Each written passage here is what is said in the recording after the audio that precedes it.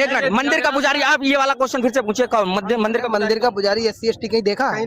आप सिर्फ आपको मंदिर का पुजारी ही दिखता है? ये भाई साहब बोल रहे हैं कि मंदिर में पुजारी कौन होता है, कौन सी जात वर्ग का होता है। मैं आपको ऐसे शाहजहांपुर में चलिए, मैं आपको कई मंदिरों में लेकर चलूंगा जहाँ पे SC समाज के पुजारी हैं। आप चलिए, मैं आपको दिखाऊंगा। 75 साल में कोई दलित प्रधानमंत्री बना हो, बताइए। 50% आरक्षण है कि नहीं? भाई साहब, मैं प्रधानमंत्री की बात कर। प्रधानमंत्री देश का प्रथम नागरिक कौन होता है? राष्ट्रपति होता है कि नहीं होता है? देश का प्रथम नागरिक कौन है, ये बताइए। आपका 50% आरक्षण है, उसको क्यों नहीं आप बांट रहे हैं? आरक्षण का मतलब क्या होता है, पहले ये बताइए। हमारे पूरे देश में जितना भी SC है, हर बिरादरी के जितना भी SC, सबको आरक्षण मिलना चाहिए। अभी ये विरोध किस चीज का हो रहा है? बस आरक्षण का हो रहा है। क्यों आरक्षण, मतलब क्या ऐसा नियम आया है जिसका विरोध हो रहा है? ऐसा कौन सा सुप्रीम कोर्ट ने नियम जारी कर दिया जिसका आप लोग विरोध करने आए हैं? अब हम इनसे पूछ रहे हैं। हम लोगों ने जी आओ अम्बेडकर ने, हम तो उन्हें भैया मनी अपने भैया बिरादर कमाई। अम्बेडकर साहब ने ये भी कहा था कि गाली मुंह से नहीं निकालना है, हमारे मुंह से नहीं निकालना है, और नशा भी नहीं करना है, ये भी अम्बेडकर साहब ने कहा था। सुप्रीम कोर्ट द्वारा एक निर्देश किया गया है कि आरक्षण में वर्गीकरण लागू किया जाए। दलित समाज में इसके खिलाफ बहुत आक्रोश है, बहुत ही नाराज है, क्योंकि बहुत समय से हम लोग को आरक्षण मिलता आया है। ये संविधान विरोधी कदम अगर उठाया जाएगा तो दलित समाज इसको बिल्कुल बर्दाश्त नहीं करेगा और आने वाले समय में इससे भी बड़ा आंदोलन करेगा अगर इस कानून को वापस नहीं लिया गया,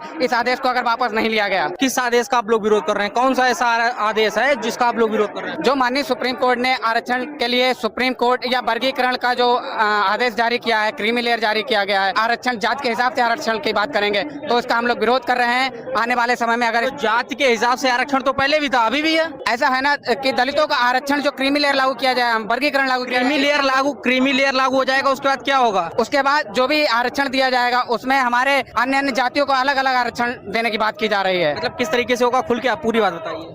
खुल के जो सुप्रीम कोर्ट ने कहा है कि जिस जाति की जितनी संख्या है उसको आरक्षण देंगे। अगर ऐसा जाति जनगणना कराई जाए भारत में तो हमें आरक्षण के फायदा मिलेगा और सुप्रीम कोर्ट या सरकार इसको कराने के लिए तैयार नहीं है। लगभग आजादी के 78 वर्ष पूरे हो चुके हैं और हम अभी हमारी एक ही पीढ़ी पढ़ के तैयार हुई है, तो अभी तमाम लोगों को अभी से बर्दाश्त नहीं हो रहा है कि हमारे लोग तो सदियों से पढ़ने का मौका नहीं मिला है। अगर हम आरक्षण लेके सरकारी सेवा में आएंगे या अन्य जगहों पे जाएंगे तो इसका विरोध क्यों किया जा रहा है? क्या उन लोगों को आरक्षण मिलना चाहिए जो आप लोगों का, जो गरीब जनता है, गरीब तबके के लोग हैं, उनको आरक्षण का लाभ दिखाकर सिर्फ अपने आप तो कुर्सियों पे बैठे, अपने आप जो है ऊंची ऊंची कोठियों में बैठे हुए हैं, क्या उनको आरक्षण का लाभ मिलना चाहिए?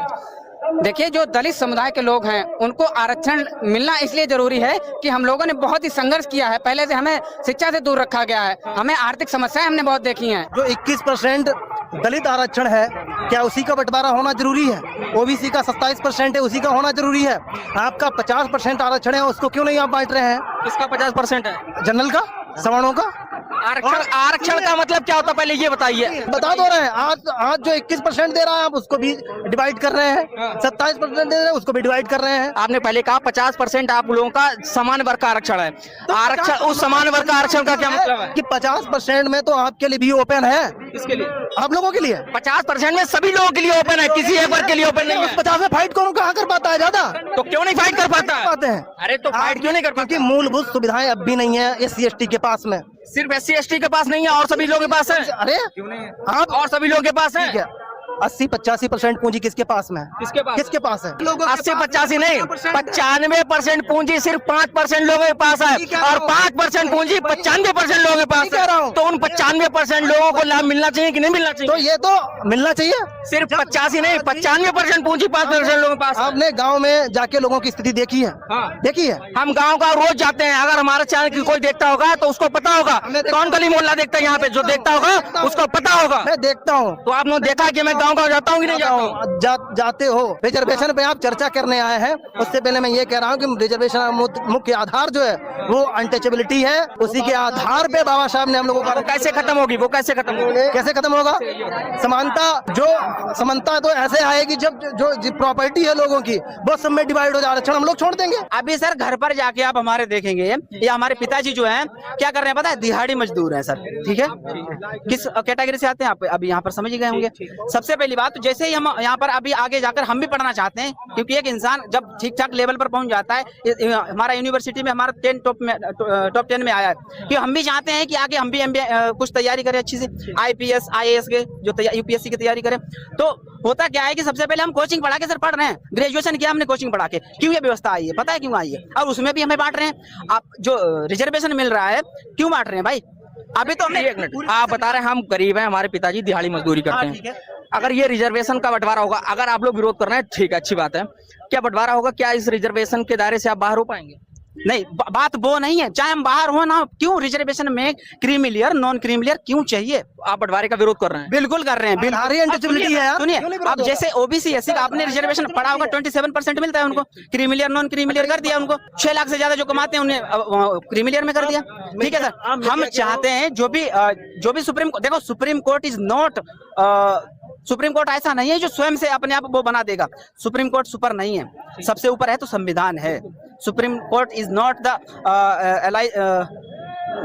ऐसा कुछ नहीं है सुप्रीम कोर्ट जो बना दे आगे कोई भी कानून। हम कानून बनाते हैं तो सिर्फ गृह मंत्रालय से। आपने आर्टिकल पढ़ा होगा 11, उसमें क्या है, गृह मंत्रालय एक अपना कानून तैयार करता है, जिसमें हम पूरी तरह से ये, चाहे शुरू में आप समझिए चाहे आखिरी में, ये creamy layer non creamy layer सही नहीं है। 69,000 भर्ती है, उसको लगभग 700 से दिन से ऊपर हो गए लोग धरना पे बैठे, जिनको नियुक्तियां मिली। सुप्रीम कोर्ट 2 साल से सो रहा, ठीक है, 2 साल से ज्यादा हो गए। सोने के बाद जो बेचारे लगे थे, और उसमें 18,000 SC ST की वैकेंसियां थी, उस पर सरकार ने क्या किया, जनरल कैटेगरी के लोग भर दिए।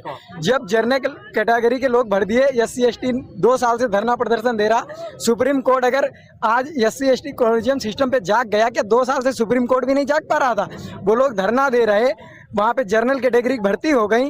अब सरकार क्या कर रही, सरकार ने जो लोग नियुक्त हो गए थे, अब उनको सुप्रीम कोर्ट ने ऑर्डर जारी किया, उनको हटाया जाएगा, अब दोबारा सिस्टम आएगा। और मोदी सरकार को यूपी में और केंद्र में लगभग 10 साल हो चुके हैं, इधर होने जा रहे हैं। 10 साल में यूपी के मुख्यमंत्री योगी आदित्य ने एक भी शिक्षक भर्ती नहीं निकाली। जो भी शिक्षक भर्ती थी, उनको पुरानी शिक्षक भर्ती को खत्म करके कहीं जो शिक्षा मित्र थे उनको हटाया, फिर दोबारा वो किया। यही सब कर रहे हैं। क्या मतलब, सरकार इसीलिए पैदा हुई।